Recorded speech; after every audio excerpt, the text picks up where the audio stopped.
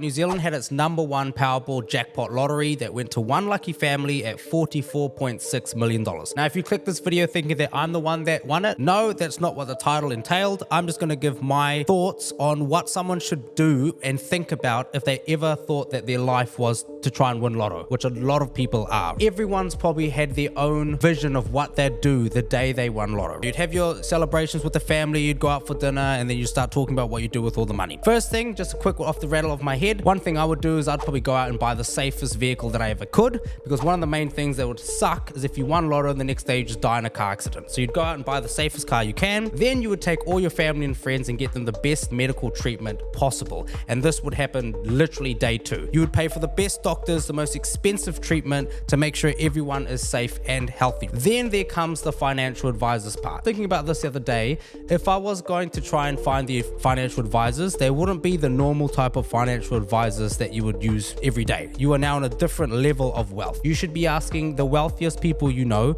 who their advisors are, and you want your financial advisors to be multi-millionaires. If they are not, they should not be guiding you on how to spend over 40 million New Zealand dollars, which puts you easily in the 0.001% of wealth in our country. Another key thing that people do not think about is when you are looking to distribute this money, you have to set certain rules for the people that you're about to give it to. This could be family and friends that have had ugly habits in their lives that you don't like. For example, it could be smoking cigarettes. You've wanted your mum to stop smoking for years and years, and you can set a condition that if she kicks this habit, you'll pay for everything she needs to get this done. You literally are in control here to make sure that they can do this, and you're providing financial support to aid them along this mission. Privacy as well. You do not want to be the person flexing on Instagram out of the blue where you were just this poor person, then all of a sudden there's a Ferrari in your driveway. People will know, and then they will come flooding your houses. They'll come flooding you wherever you are. You'll just become posted up everywhere online. $44.6 million is like kill someone for that type of money. Now, the other thing about it is that how much money and when you give money to family and friends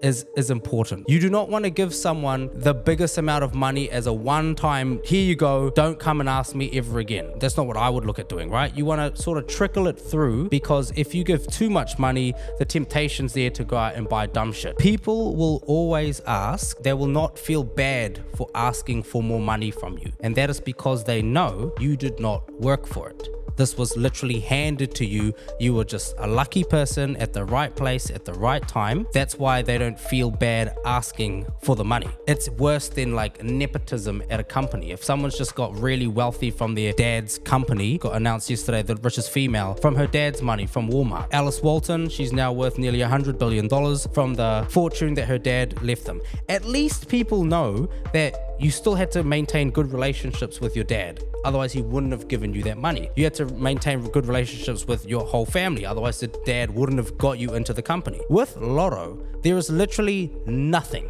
There is no gift. It was just, the government can hate you all they want. They still had to legally give you that money because you were just the right place at the right time with the right amount of numbers. When you do win Lotto, you have 0 skills. You have the same amount of skills that you had the day before you won Lotto. So this is things that, like, when you think about it deep down, everything valuable about you is worth 5 seconds. You ask the person that's got money, hey, I need some money. And then in 5 seconds, they read your message. They can open up their bank app and they can transfer you like 100 grand. Say it's your sister, your brother, your mom, your dad, your friends. You're a 5-second dude. After that, they don't need you anymore. They don't need to ask you any questions about problem solving. They don't need to know connections that you might have. They don't need to know basically anything, stories that you've gone through. You're just the 5-second dude. Hey, I need some money. Yeah, give me 5 seconds, instant bank transfer, gone, see you later. I'll see you next month when I need some more money. So this is one of the things that people don't think about. Other people go out, they blow it on fast cars, houses, jets, travel. After 2 years, close members of the family or the group, they feel like they've clocked life now.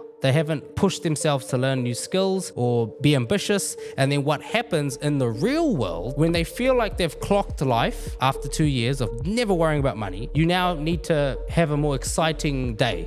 So then you start to turn to like drugs and alcohol. Now you start getting into the problems, the real life problems that money can't buy, because they don't have to go to work. They don't have to turn up on time to anything. They don't have to do anything. Being sober becomes mundane. So you just start clocking life on coke or any other type of drug. This is what happened to Charlie Sheen, where he literally had his interview with 60 Minutes and he said, I clocked life in my eyes, because he was the most highly paid TV actor of all time back then. So he's like, well, I might as well start doing everything on a higher level, which was becoming drunk or on drugs. So that is one thing that could happen, happens to a majority of people. If it's not happening to you as the lotto winner, it's happening to people in your direct family or friend group. So this is another thing that people need to think about. This is why you really want to have like a certain structure. When the money comes in, you want to be operating yourself like a business. You don't want to just give a free-for-all money where people go buy dumb shit. Ideally, you still want to have a mission and still want to have a purpose in life for what you're actually doing. And all of a sudden, you just have this humongous advantage. And if you are still working hard with that money,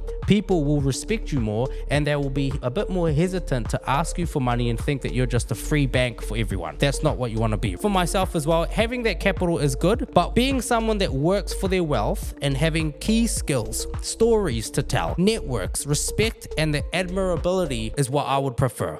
Other people looking back and being like, they've worked hard for their money, they did it all by themselves. Most people will be like, I don't care, just give me the 44.6 million. You have your celebrations, take care of health and safety, number one. First thing, keep your privacy absolutely paramount. Then you want to set conditions to the people that you're about to give the money to, and you want to establish the type of payroll run that will happen. I wouldn't be giving everyone 5 million, no way in hell. You'd be giving everyone like 6-figure salary so they don't have to worry about anything. And then you want to set up a certain type of business or structure that is like the whole family can get involved with, and you can build your own mini empire. And you want to find a financial advisor that has been there, done that 10 times over. To be honest, I'd rather have a financial advisor that's so rich, I keep trying to call him and he's not answering because he's on holiday on a yacht. That's the type of financial advisor I want. The guy that really knows what he's doing with the money. And of course, you want to set the very strict conditions to the people that when I give you this money, you cannot ask for it beforehand of the next pay cycle. And if I see anyone slipping on drugs and alcohol problems, becoming a chronic alcoholic, you will get cut off immediately. This is the type of strictness that if someone was in this type of power would happen. Because there is data and facts around this, where a lot of people that have won lotto really come forward and say it was the worst thing that's ever happened to me and my family's life. And people don't talk about the actual negative sides of this because people are just financially illiterate. They don't know how to do anything when something of mass fortune is just handed to them. If you want to be the type of person that learns skills, business, have networks, they know how to tell stories, they have good ambition and drive, we have launched Investor Pro Leaders. It launches September 1st. By the time you're watching this video after September, you can now join. This is where you can learn about property investing, entrepreneurship, and business. Key skills that one day, if you still decide to keep buying Lotto likes to give away money to like helping parks and schools and other key things for the country. So that's okay. And you're budgeting maybe $20 a week for it or whatever. And you do win. At least you're the type of person that's a little bit more onto it. You have some stories to tell people over dinner rather than being the guy that's just there to pay the bill. That's not the type of person that you want to be, right? You want to be the person that people can actually ask for help, not 5-second guy. investorpro.co.nz. You can sign up now to Investor Pro Leaders and learn the key things that make you actually someone worth hanging out with, not just to get money from.